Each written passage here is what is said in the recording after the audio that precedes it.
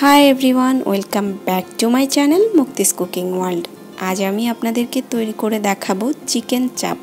এই খাবারগুলো আমরা বাইরে থেকে কম বেশি সবাই কিনে খেয়ে থাকি, তবে সেটা কতটুকু স্বাস্থ্যসম্মত এই নিয়ে কিন্তু একটা প্রশ্ন থেকেই যায়। তবে ঘরে খুব সহজে হাতের কাছে থাকা অল্প কিছু ইনগ্রেডিয়েন্টস দিয়ে কিন্তু এই খাবারগুলো আমরা নিজেরাই তৈরি করে নিতে পারি যদি রেসিপিটা জানা থাকে।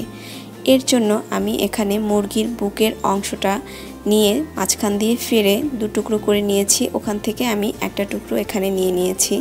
এখন আমি এরকম একটা হ্যামার দিয়ে এটাকে একটু থেতলে নেব।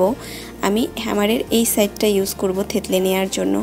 আপনাদের কাছে যদি এই ধরনের হ্যামার না থাকে সেক্ষেত্রে আপনারা ভারী কিছু অথবা শিলপাটার যে পুঁতা আছে সেটা দিয়েও এটাকে একটু থেতলে নিতে পারেন। একটু থেতলে নিলেই দেখতে পারবেন এটা সাইজে একটু বড় হয়ে গেছে এবং একটু পাতলা হয়ে গিয়েছে, তবে খুব বেশি পাতলা করা যাবে না, এরকম করে নিতে হবে। সো আমি সবগুলো টুকরো এভাবে করে নিচ্ছি। আমি এখানে 3 টুকরো চিকেন ব্রেস্ট নিয়ে তাকে মাঝখান দিয়ে কেটে তারপরে এভাবে সবগুলোকে থেতলে নিয়েছি। এখন আমি এর মধ্যে দিয়ে দিচ্ছি 1 টেবিল চামচ পরিমাণ আদা বাটা, 1 টেবিল চামচ পরিমাণ রসুন বাটা আর 1 চা চামচ পরিমাণ সাদা সরিষা বাটা, আপনারা চাইলে কালোটাও ব্যবহার করতে পারেন। দিয়ে দিচ্ছি 1/4 চা চামচ পরিমাণ মেথি গুঁড়া। চেষ্টা করবেন এটা দেওয়ার জন্য, এতে করে সেই একেবারে রেস্টুরেন্টের ফ্লেভারটা পাবেন, তবে পরিমাণে এর থেকে বেশি দেওয়া যাবে না, তাহলে তিতকো হয়ে যেতে পারে। দিয়ে দিচ্ছি 1 চা চামচ পরিমাণ গোলমরিচের গুঁড়ো, 1 চা চামচ পরিমাণ ভাজা জিরার গুঁড়া, 1 চা চামচ পরিমাণ লাল মরিচের গুঁড়া, 1 টেবিল চামচ পরিমাণ কাবাব মশলা, এটা যে কোনো সুপার শপেই পেয়ে যাবেন। দিয়ে দিচ্ছি 1 টেবিল চামচ পরিমাণ সয়া সস, দিয়ে দিচ্ছি স্বাদমতো লবণ। লবণটা খেয়াল রেখে দিবেন কারণ সয়া সসে কিন্তু অনেক বেশি লবণ থাকে। দিয়ে দিচ্ছি 1 টেবিল চামচ পরিমাণ সরিষার তেল আর দিয়ে দিচ্ছি 1.5 টেবিল চামচ পরিমাণ টক দই। এখন এই সব কিছুকে আমি হাত দিয়ে খুব ভালোভাবে মিশিয়ে নিচ্ছি। চেষ্টা করবেন হাত দিয়ে মিশাতে, এতে করে মশলাটা খুব ভালোভাবে মাংসের সাথে লেগে যায় এবং ম্যারিনেটটা ভালো হয়।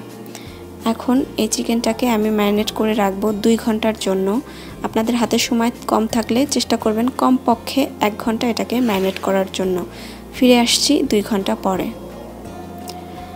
আমার চিকেনটা ম্যারিনেট করা হয়ে গিয়েছে। এখন এটাকে আমি বেসনে গড়িয়ে নিব। একটা প্লেটে আমি বেসন নিয়ে নিয়েছি।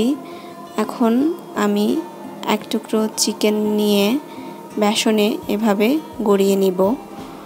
দুটো সাইডই আমি বেসনে গড়িয়ে নিব, হাত দিয়ে একটু চেপে চেপে দিচ্ছি। তারপরে আমি এক্সট্রা বেসনটা এভাবে ঝেড়ে ফেলে দিব। এরকম করে এখন আমি সবগুলো টুকরো বেসনে গড়িয়ে নিব। চুলায় একটা হাঁড়িতে আমি তেল গরম করতে দিয়েছি। তেলটা খুব বেশি দিতে হবে না, এটা অল্প তেলেই ভাজতে হবে। তেলটা গরম হওয়ার পরে এর মধ্যে আমি চিকেনের টুকরোগুলো দিয়ে দিচ্ছি। অপেক্ষা করছি একটা সাইড লাল করে ভাজা হওয়া পর্যন্ত। একটা সাইড ভাজা হয়ে গিয়েছে, আমি এগুলোকে একটু উল্টে দিচ্ছি।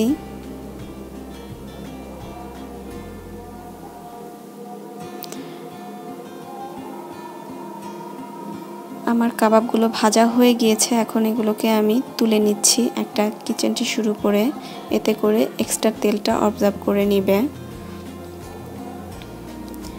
এভাবে আমি বাকি চিকেন চাপগুলো ভেজে নিব। হয়ে গিয়েছে আমার ঘরে তৈরি চিকেন চাপ। দেখলেন তো এটা তৈরি করা কতটা সহজ। গরম গরম পরিবেশন করুন লুচি, পরোটা কিংবা নান রুটির সাথে। এটা যে কোনো কিছুর সাথেই খেতে অসাধারণ।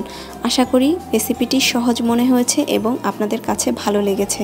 ভালো লাগলে লাইক কমেন্ট শেয়ার করতে ভুলবেন না আর আমার চ্যানেলটি প্লিজ সাবস্ক্রাইব করবেন।